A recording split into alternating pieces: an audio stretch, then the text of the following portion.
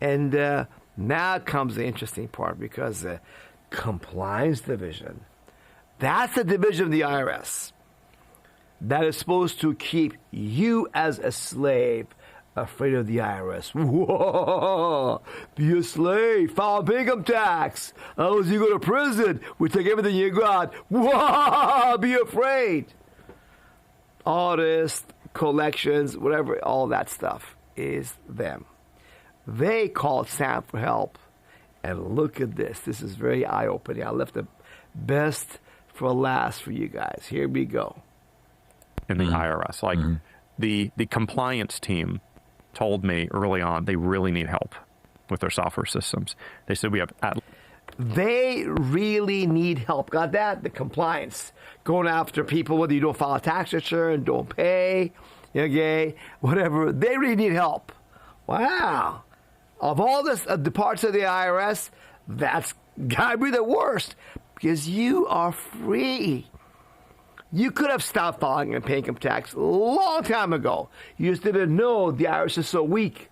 The media, the accountants, CPAs who make money off of you filing tax returns, they deceived you to believe you're weak, and the IRS will get you if you don't file a tax return, if you don't pay income tax. That's why you've been so afraid.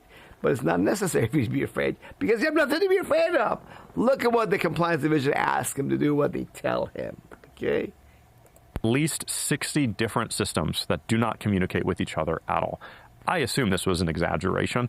I spent 2 full days now at the compliance facility just watching how these systems work. They are, if anything, they're underestimating how many of these systems there are.